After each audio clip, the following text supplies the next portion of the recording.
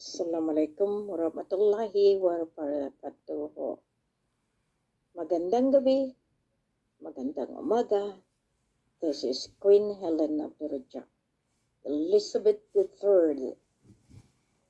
Marami ang nagtatanong kung bakit hindi ako nagkaroon ng video telecast. Kasi alam ninyo, sa sobrang pagod, eto, nakahiga. Pero, naggagawa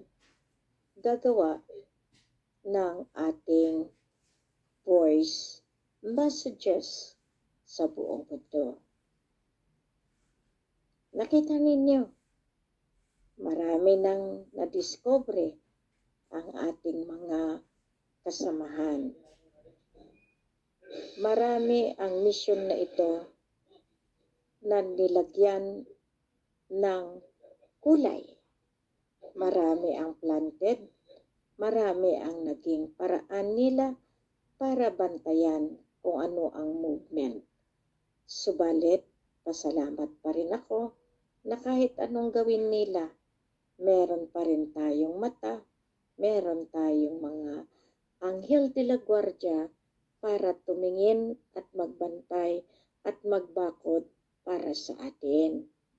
Kaya ngayon, sabi ko nga kay Sultan Kelly, pasalamat tayo sa mga mabubuting loob na nagpadala para masustentuhan muna natin ang ating mga kasama na mga peacekeepers sa loob ng likwasan.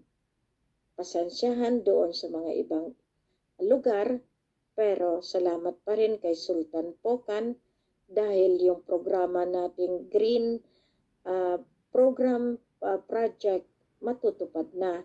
Yung mga seedlings na natanim, ilagay natin sa kampo sa ligwasan para at least hindi na mahirapan pagdating sa gulay dahil punong-puno ng tubig pa rin, kaya pwedeng hydroponics, pwedeng ikabit lang, nakatali, pero at least meron ng gulayan na mahaharbisan ang ating mga puwersa. Maraming salamat sa koordinasyon na ginawa ninyo. Dito talagang natutuwa ako dahil nakarecover ng husto ang ating kapatid na Sultan dahil nga siyempre akala niya na wala nang tutulong sa kanya. Sa kagipitan, naaasahan ko ang mga tao na merong puso na talagang tulungan na makasurvive muna tayo. Sa sobrang delay ng ating mga grasya, alam natin na talagang meron din tayong kasangga. Kailangan natin magtuloy-tuloy ang ating mga trabaho at huwag nating pabayaan na masabotahe ang bawat isa.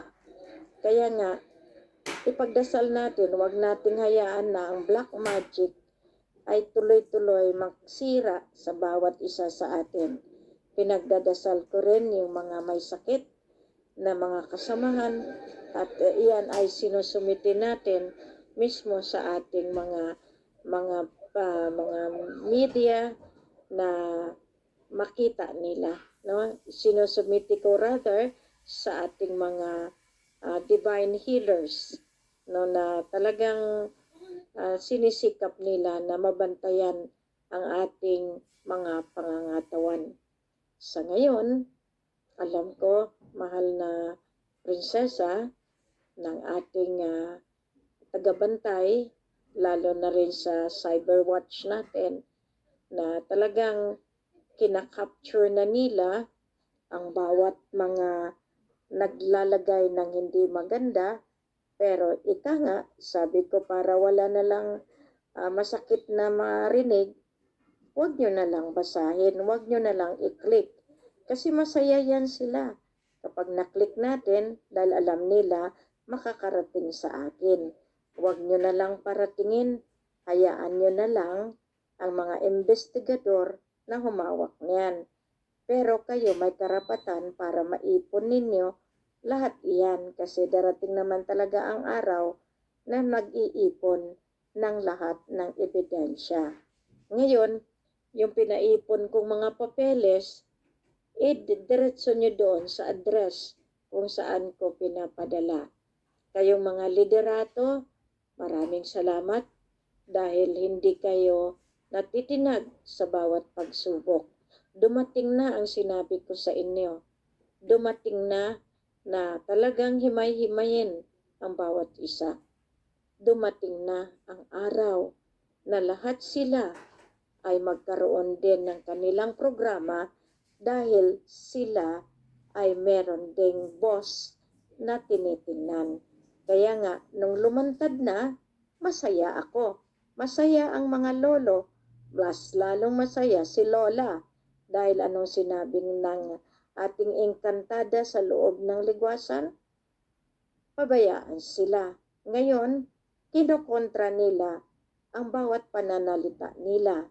Kaya nga, tawa kami ng tawa dahil sa sobrang anting-anting nila, lumabas tuloy na hindi sila naniniwala mismo sa hawak nila. Yan dahil ayaw nila na mapuno ng limorya ang hindi naman nila alam na yung nagdadrive sa kanila sa mga anting-anting nila ay galing limorya. Kaya diyan natutuntun yung tinatawag natin, iba yung sinasalita, iba yung katotohanan, iba yung ginagampanan. Kaya tayo, sabi ko nga sa inyo, hindi ko hawak ang kapalaran ninyo. May desisyon kayo at meron kayong karapatan magdesisyon sa inyong kinabukasan. Kahit anong sabi ko, kung hindi kayo naniniwala, wala na ako doon. Kasi nga, ang sa inyo, inantay ninyo yung pera. Pero salamat pa rin ako kasi napunta kayo sa akin at nakita kayo ng buong mundo na ngayon napatunayan na talagang ang ginagalawan ng bawat grupo ay magkapera. Kaya nga sabi ko doon sa mga may mga hinahawakan, iipunin nyo lang. Kasi hindi ko na yon at kumbaga, hindi na sa akin nakatoka yung mga bankers na iyan, kundi nandiyan iyan sa Mapilindo. Ngayon, maraming hindi maniwala sa Mapilindo. Bakit yung ginamit sa Clamar, Mapilindo na mga records? Yan, diyan kayo nabibisto. Kasi hindi niyo alam, lahat ng ginawa ninyo, balik pa rin sa agrimento ng Mapilindo 1963 na kung saan na-establish natin muli ang Mapilindo 2023. Saan diyan ang illegal? Ang nagpatayo ng gobyerno, Mapilindo. Ngayon, saan tayo lulugar? Hindi tayo nang aagaw. Inaayos natin sa tamang proseso. Ngayon, lahat ng ginampanan natin, ang pagpapatayo ng mga programa, ng mga asosasyon na kung saan sila din ang nagkaroon ng problema. Ang problema na iyan, susulbahin iyan dahil meron tayong taga-resolba. Ngayon, hindi ko na rin yan basta-basta bibitawan dahil, kumbaga, ang ating Imperial Federation of Farmers and Fishermen, may kalalagyan yan. Kasi ang ginawa nila, hinarangan. Ngayon, lahat yung mga ginawa natin sa QE 329, QE 369, sa ating Maharlika Kingdom of God na mga programa, kaya nga sinabi ko, meron tayong transformation na ginawa. Kasi diyan din nag-ugat ang yung Maharlika Investment Funds. Kaya ngayon, sa sobrang lito ng tao, hindi na nila mawari na iisa lang pala ang tinutumbok. ang pagpalabas ng grasya para sa pangkalahatan. Ngayon, kung ayaw pa rin nila maniwala, sa kanila na yan. Pero, ang hiling ko lang, yung mga umalis sa bangka natin, doon na lang sila. Kasi mahirap din yung ma-overload tayo. Kasi sa atin, naka-timing na.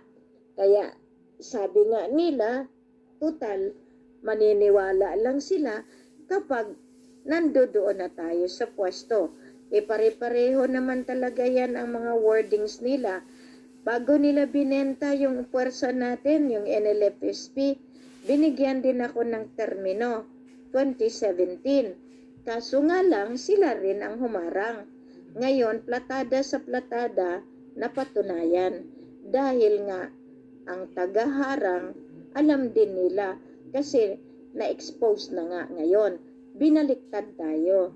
Ngayon, paano yan? Kung sila ang babaliktarin, kasi nga sila yung mga planted rice. Planted para at least malaman bawat galaw. Yun, ngayon, nakita na nila. Bakit nila ariin yung mga organisasyon? Bakit ariin nila yung mga itinatag natin? Pero hindi naman sila susunod sa atin.